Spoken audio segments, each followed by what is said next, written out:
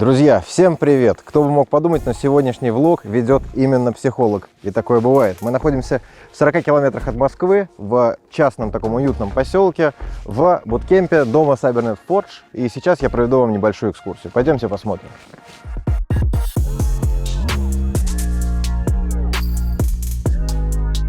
Наша команда – это сложный механизм. Каждая деталь должна быть совершенна. Нам нужна моментальная реакция, идеальная коммуникация и точность в каждом движении. Это и есть секрет победы. Ну что ж, давайте зайдем посмотрим, как внутри. И первое, кого мы видим, это маленький пес. В этом доме вообще очень много разной живности. Не только игроки, не только мы, но еще и разные животные. Например, собака и много котов, которых мы скоро увидим. Гардеробная, повесили курточку. Ну, собственно, как и в любом таком другом доме, да, понятно, что зашли, небольшой холл. Вот у нас, например, стена здесь с фотографиями игроков с прошлых буткемпов, разные составы, разные дисциплины. Вот здесь вот у нас став, кто отвечает за дом, за логистику, за организацию питания, всех вот этих моментов, там прачечная. Не будем туда сильно вторгаться. Дальше у нас вот такой вот зал просторный, удобный. Можно назвать его лаунж-зоной, я думаю, да. То есть не сказать, что мы часто здесь бываем, если честно. То есть как-то такой турнир, знаете, не из простых, но вообще здесь можно отдохнуть, и здесь вполне комфортно. Вот такой большой достаточно телевизор, здесь можно посмотреть киношку, тут даже есть виниловый проигрыватель, смотрите, какой ламповый, хорошая аппаратура достаточно. Sony PlayStation, смотрите, вон, автомат Галил. О, кстати, кот, вон он уходит, он там. Он такой спокойный какой-то, достаточно боязливый, его лучше не будем сильно мурыжить. Тут есть такие очень приветливые ребята. Ну что ж, Егор, не первый раз мы с тобой разговариваем, беседуем, и наконец-то у нас и повод появился побывать в лаунж-зоне, так сказать, да, не часто сюда добираемся. Как у тебя впечатления вообще о первых днях буткемпа, о какие-то условия, вообще какие-то мысли? В принципе, буткемп очень хороший, условия все на высшем уровне, не сильно отличаются от жизни в отеле, когда у тебя там есть еда, уборка. В принципе, там, я не знаю, все есть. Коты. Если брать коты, да. Но котов нет в отеле, а тут есть. А тут есть. Даже плюс. Так, если брать, соскучились по друг другу в команде. Давно не видели, редко вообще видимся. И прикольно, что играем турнир как бы вместе. Как думаешь, есть в этом какой-то польза, наверное, да? Мы все-таки привыкли уже к онлайну, а сейчас меняется постоянно. Я не знаю, считаю, что у каждого, наверное, уже больше к индивидуальному, наверное, складывается. Кому-то нравится это, кому-то не нравится, кто-то уже привык, кто-то не привык. Но для меня лично всегда, наверное, лучше играть вместе, и это привычная обстановка, хоть и за последний год и это было крайне редко, но в целом, глобально, это все равно намного лучше. Ты видишь своих тиммейтов, видишь, что они делают. Жалко, что не всей команды. Это обидно. Но хоть как-то. Что вообще скажешь о распределении команд по группам на этом турнире? То есть вот как тебе кажется, насколько сбалансированная команда, насколько группы равные как-то по силам? Ну, в любом случае, как бы серьезный состав участников, поэтому здесь не бывает слабых команд, и поэтому все группы сбалансированы, я считаю, в любом случае. Если сравнить вот буткемпа здесь и, допустим, в Киеве последний, где тебе больше нравится? И почему? В этом доме или в том? И тут, и там круто. У каждого дома своя какая-то атмосфера. Я не знаю, я тут уже не первый раз. И всегда тут встречают как бы тепло, и все хорошо. В Киеве тоже у нас прекрасный дом. В Киеве погода получше. Потому что было другое время, но все равно глобально погода получше. Не знаю, как-то подружелюбнее, что ли, я бы так сказал. В плане не дома, а в Киеве. Эргономичный тут все как-то так эффективно. Да, тут просто именно у нас идет больше как дом, наверное. Жилой, наверное. Жилой такой для одной команды, а тут прям вот он как-то подзаточен под буткемпы, под то, что можно и две команды поселить, и люди друг друга не видят, никому никто не мешает. Согласен, и как-то даже нет ни одного лишнего места в доме. То есть единственное, что не мешает, а иногда тревожит, это кошки. А так... Даже не знаю, как назвать, такой видимо, под бар предполагалось изначально. Мы здесь вообще-то не особо бываем. Вот давайте вместе посмотрим, я даже еще и сам не видел. Здесь какой-то у нас пейзажик нарисован, барная стойка, покерный стол. Ну, в общем, для каких-то, наверное, других мероприятий, это больше относится не к нашей деятельности. Там тоже ребята, которые занимаются именно домом, системные администраторы, поэтому тоже туда не будем ходить. А здесь вот кухня. Сейчас здесь тихо, спокойно, потому что ребята уже кто-то работает, кто-то настраивается на игру, кто-то разминается. Нет такого, что, знаете, есть какой-то сейчас единый завтрак, скорее все вот в каком-то своем режиме кушают, поэтому мы сейчас здесь никого не застали, зато здесь есть еще один кот. И это кошка. Очень милая. Извини. Я понял, что ты спала. Микроволновочки, кофеварки, ну, в общем, кофемашина, в смысле, все как полагается. Такой вот здесь столик. В холодильнике еда пополняется каждый день. То есть есть люди, которые за это отвечают. Здесь все по наклеечкам, по именам, кто что кушает, кто как питается. Каждый день привозит свежее, все лишнее убирает на верхнюю полку, это потом заменяется. И так, собственно, изо дня в день. Вот есть прикольная штука, которая кипятит молоко, очень хорошая. Для тех, кто любит кофе. Ну вот, собственно, на первом этаже. И, наверное, основное, что можно было показать, это все. Можно идти к игрокам на второй. Что скажешь, как-то изменились ли какие-то, знаешь, привычки, может быть, новые у команды появились? Вот рутина наша, как она сейчас протекает? Ну, я думаю, у нас построен был график как бы на долгое время вперед, и мы его полностью придерживались и шли по нему. И сейчас также этот график, он также продолжился на несколько месяцев заранее расписан, мы ему следуем. И я думаю, это правильно, иметь, ну, как бы заранее подготовленный план, пытаться его придерживаться. И это действительно уже как вошло в привычку, да, как ты сказал, у нас все по графику, весь день он расписан, по сути, по графику. Ну, за исключением там пару часов фри-тайма, это у всех есть. Ну, тут мы не можем, наверное, не упомянуть про то, что аж 4 участника из СНГ на этом турнире. Как тебе кажется, заслуженно ли это какая-то тенденция или это какое-то разовое явление? Как ты вот вообще сейчас смотришь на наш СНГ КС? Ну, в последнее время СНГ КС очень прогрессировал, то есть все команды не стоят на месте, игроки работают над собой. И, как показывает практика, они работают в правильном направлении. И это только хорошо, что СНГ регион стал настолько боеспособным, то есть дают реально бой всем командам. Тир-1 без разницы, то есть действительно показывают результаты, я очень этому рад. Кстати, вот, наверное, я вспомнил вот про РМР турниры, да, мне кажется, они тоже во многом как-то задали, да, эту тенденцию. Вот эта онлайн-пандемия немножко переставила все, да, как будто бы. Ну, понятно, да, что пандемия помогла более неопытным командам забраться повыше, так сказать, в рейтинге, да, потому что дома играть чуть попроще, то есть особенно для людей, у которых не так много опыта на лан-турнирах, поэтому им гораздо проще играть. Людям, которые, наоборот, привыкли играть на лане, им нужно было время на перестройку. Я считаю, что вот в это время, пока команды перестраивались, молодые команды очень сильно набирали в этот момент, потому что они играли против сильных команд, стали чаще играть, из-за онлайна, так скажем. Мне кажется, это дало определенный буст. Тут именно опыт официальных матчей. И вот один из соперников, в общем-то, да, из нашего региона, с которым мы на этих РМР-турнирах сталкивались, это Virtus.pro.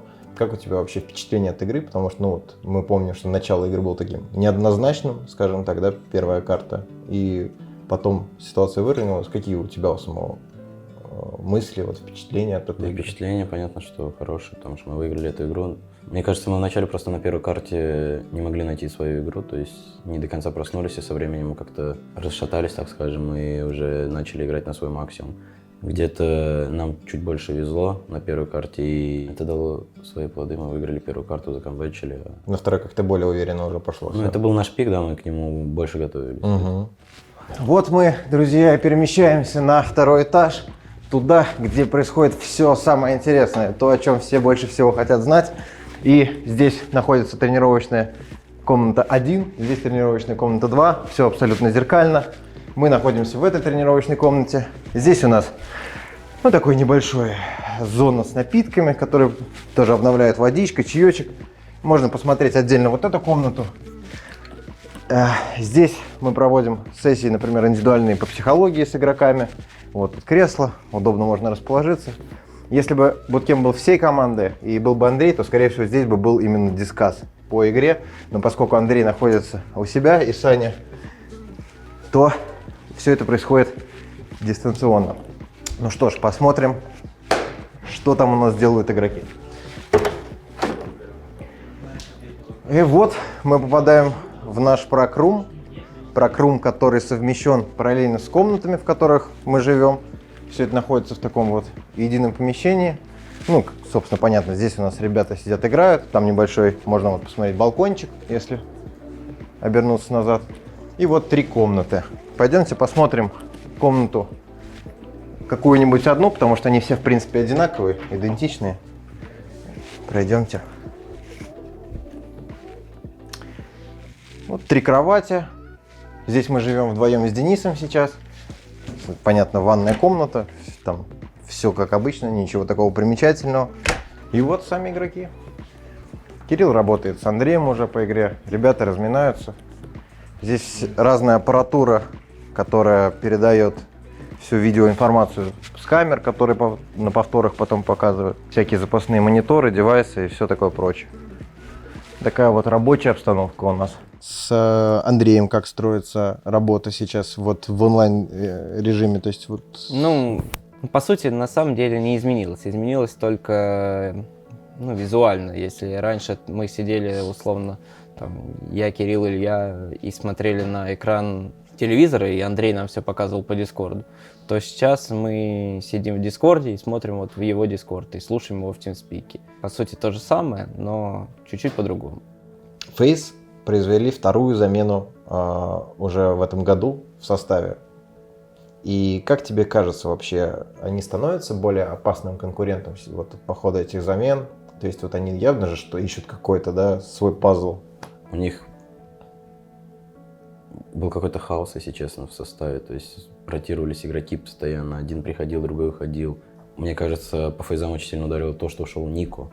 Потому что это был в любом случае так называемый мейнстар, наверное, в их команде. И когда ты теряешь такого игрока, ты должен потратить время, чтобы найти игрока хотя бы примерно похожего.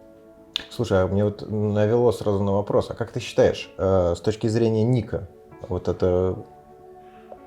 Вот как тебе кажется, это решение, оно оправдано? Или, возможно, ему стоило как-то чуть перетерпеть, если вот, возможно, возвращение Керригана? Ну, насколько я слышал, он просто очень хотел играть именно с братом? С братом, по-моему, то ли братья, то ли кузен. И еще он хотел играть с Некса, насколько я знаю. Он говорил даже в интервью, что у фейзов должен был быть состав Нико, Колт, Хантер, Некса и Фалом. Но потом что-то пошло не так, и по итогу он решил уйти. Опять-таки, время покажет, у них сейчас пришел Керриган, посмотрим, как он сможет построить игру. Угу. Слушай, а многие говорили про то, что, ну вот, тут был такой, можно сказать, хайп, да, когда фейзы играли с Олафмейстером, и он набрал форму, и он уже все, сколько уходит, и все никак не уйдет, так скажем, со сцены, и все время про это говорит. И как ты считаешь, это все-таки такое вот, ну, тоже разовое событие, такое какой-то хайп, и человек, потому что вот ради команды собрался и выступил, или действительно у этого состава мог бы быть какой-то потенциал, вот, что они могли бы действительно как-то хорошо играть, или тут все-таки... Ну, я думаю, если бы Олаф продолжил играть так, как он играл на том турнире, то... С такой же самоотдачей? Да, то есть то понятно, что у них были бы хорошие результаты, я уверен в этом, потому что Олаф очень важный игрок. Но капитан тогда нужен был бы, получается, да? Вроде у них Колил Колд, если не ошибаюсь, поэтому... То есть, в принципе, тоже могла бы быть рабочая схема, да? Да, но Олаф, он просто много по карте делал для них. Что-то есть такое вообще, что-то примечательное, такое интересное именно вот на этом буткемпе? Я даже не про условия, а, знаешь, вот просто про какие-то моменты, вот что сейчас важно для команды? Какая-то идея, которая объединяет команду, думаю, вот, может, какой-то такой момент. Нас объединяет общая цель, это выиграть турнир, постараться как можно лучше сыграть, ну, показывать да. игру. Ну, это, в принципе, без изменений. И я просто не уверен, что эта цель, да, как ты сказал, была бы другой, не будь мы на буткемпе. Поэтому, ну, цель не изменилась, цель выиграть и постараться выиграть, как минимум. бороться в каждом матче, пытаться вот до последнего. И это наша цель.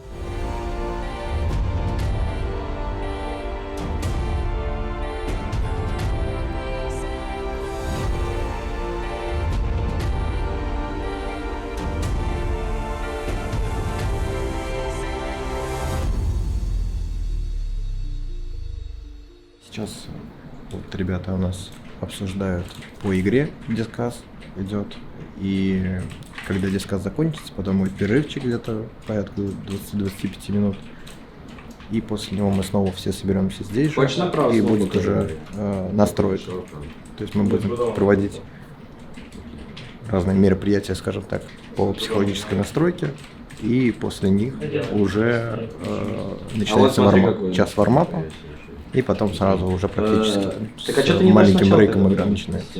Тема такая есть, просто помощь. Ты можешь ее юзать, если ты, например, знаешь, что они заходят. То есть тебе надо искать специальный килл. Тебе, типа, можно умереть. Я бы хотел, чтобы нам дали вот такой вот смог, посмотрите. Ну, в окно дефолтно на Б. Да. Ну, могу я сделать роль Кирилла, Кирилл пойдет со всеми. Кого ты считаешь самым сильным соперником в нашей группе? Вообще из всех команд, которые у нас. Если по именам смотреть, то это Vitality, потому что они, ну, по рейтингу, даже если смотреть, не только по именам, то есть они сейчас топ-3, по-моему. Да. Поэтому, ну, Vitality, наверное. Как долго продлится у нас буткемп вообще? Ну, расскажи. Зависит от результата. Насколько долго мы продержимся в турнире, настолько долго он и будет. Если наша цель выиграть, финал, по-моему, 28 числа, день рождения Дениса, дочери. Вот планируется, буткемп планируется до 28 числа. Ну все, собственно, сейчас мы начинаем настройку. Парни настраиваются кто где хочет, кто-то за компьютером, кто-то в своей комнате. И дальше я уже в роли исполнителя, так сказать. Все, начинаем с вами, как обычно, парни, настроечку традиционно. И в конце потом закрепим еще отдельно, как на некоторых матчах мы делаем такую визуализацию. Итак, поехали. У нас есть сейчас очень важный ресурс, который нам нужно продолжать, как я считаю, использовать. У нас может что-то получаться в каких-то моментах, что-то может не получаться, но есть одно, то, что все в команде стараются, все в команде работают, все выкладываются из последних сил. Постараемся показать уровень, постараемся использовать все то, что у нас получалось в прошлых играх. Где-то мы тащили, где-то мы играли на классе, где-то брали какие-то сложные моменты, где-то даже уже были эпизоды, где у нас получалось доминировать над соперником, где-то нам приходилось возвращаться, со всем с этим мы справлялись, и я думаю, что каждый сейчас может в хорошем смысле, да, гордиться собой, и эта гордость как ориентир, что мы двигаемся в правильном направлении. У нас сегодня мощная синхронизация.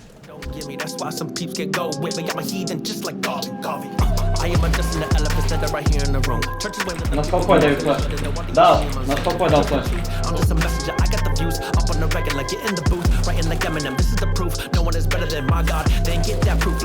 Егор! Умничка, флеш просто все порешала, братан.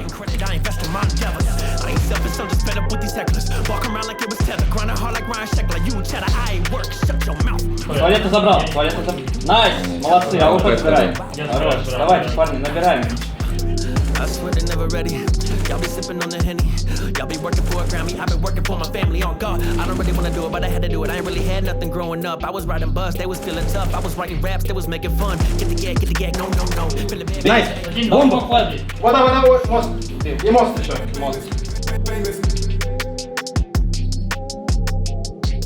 Подходит к концу групповой этап, и вот мы смотрели много разных матчей, сами играли матчи. Какие-то игры тебя удивили, какие-то неожиданные повороты, или все в целом ты вот в рамках каких-то твоих прогнозов? Ну, Спириты меня удивили, что они 2-0 так Стабильно, уверенно да? вышли, да. Я сами игры не смотрел, поэтому я не могу сказать. А по результатам Спириты действительно удивили меня. Какой прогноз у тебя на плей-офф? Кто окажется в плей-оффе, кто окажется в гранд-финале? Я очень надеюсь, что мы окажемся в гранд-финале. Хотелось бы встречаться как можно больше с самыми сильными соперниками. Ну, то есть с теми, кто, в общем, да. А так, заслужил кто выйдет в после. плей-офф, я не могу предсказать. Ain't accepting, ignore, just kicking down all the doors. Guarantee you, boy, if I ask for it, it's gotta be real big. I gotta make it just for my kids and for their kids, it's kids. That's wealth years and years. Promise my brother soon. Еще мог пальму запушить, Сань. Не дай, забрал. Тяжко нет. Давай же пальма, Сань. That's real big. Satan trying a little, my God is real big. Stayed up on the ground and the cars is real big. Убил это он, который светит. Под Б играет Сьюи. And I promise I'm try to. Before you count me out, homie, let me remind you. Сань, бой дальня? Я потратил на подряд. Dollar signs like lights, they'll blind you. Let me rewind to back when I was broke and I couldn't acquire 2 cents, and now I got 2 rents. They were sleeping on me, homie, must have got too big. План должен быть. Выйди, Я с вами. выйди. План. I'm right, hell yeah, I'm brand new. Smell like can too. I'm fresh forever like can food. Try and tell me what I can't do. Найс! That mean I got goals that's real big, foes that's real big. You're offer too little, sorry, my soul is real big. Coming into the ring with blows that's real big. I gotta do it big, that's the only way I can live. I gotta do it big. I gotta do it big. Потому что один ползет Зиг. Флэш квадрат даю. Давай. Gotta do it big, that's the only way to live. I gotta do it big. I gotta do it big. I gotta do it big. Gotta do it big, that's the only way to live. Come on. Найс! В 25 минут, парни. Через 5 минут. Я еще вот один момент вспомнил. Про Андрюху ты спросил, а с психологом работаете? Слушай, ну он такой, конечно, интересный персонаж. Периодически работаем. Я работаю, может, чуть больше других. Советую, на самом деле, всем, у кого какие-то, ну, не знаю, проблемы, не проблемы, какие-то переживания, тревога какой-то испытываете. Не бойтесь, это не стыдно сходить к психологу или поговорить о чем-то, о чем вы переживаете. Да, ребят, все мы люди, и переживания – это норма. Это друг, подруга. Очень ей тут нравится. Очень общительная. Постоянно пытается пробраться к нам в комнату. И, кстати, сюда нельзя, но сюда попало как раз именно потому, что я открыл дверь, чтобы мы вышли. И поэтому сейчас мы берем кота из прокрума, потому что ему здесь находиться нельзя. И ставим здесь.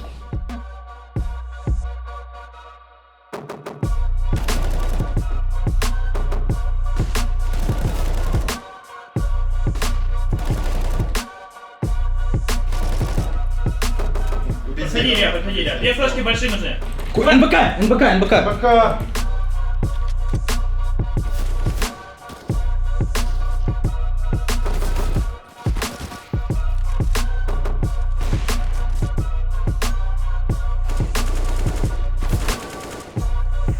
Найс, ты лучший, просто умница. Даже у КТ давит, бро. КТ давит. Это понимаю все. Ройн убил. Еще, Ройн.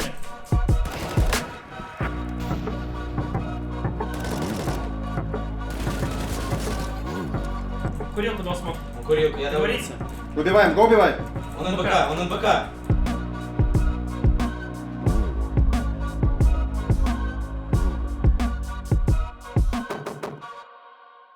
Что ж, друзья, день заканчивается, к сожалению, на такой минорной ноте, на такой драматичной ноте. Казалось бы, что, ну, прямо-таки вот уже вот-вот, да, мы вгрызались реально в каждый раунд, на характере тащили, и все-таки сегодня проиграли, потому что, в общем-то, в целом были изначально уже моменты на первой карте, какие-то вот такие, и на третьей они тоже вот проявляли, к сожалению. Но спорт – это бесконечная драма, и эта драма продолжается, потому что мы в четвертьфинале, и мы продолжаем борьбу в этом турнире. Я знаю такую веселую. Нет, не помню. Вырубай.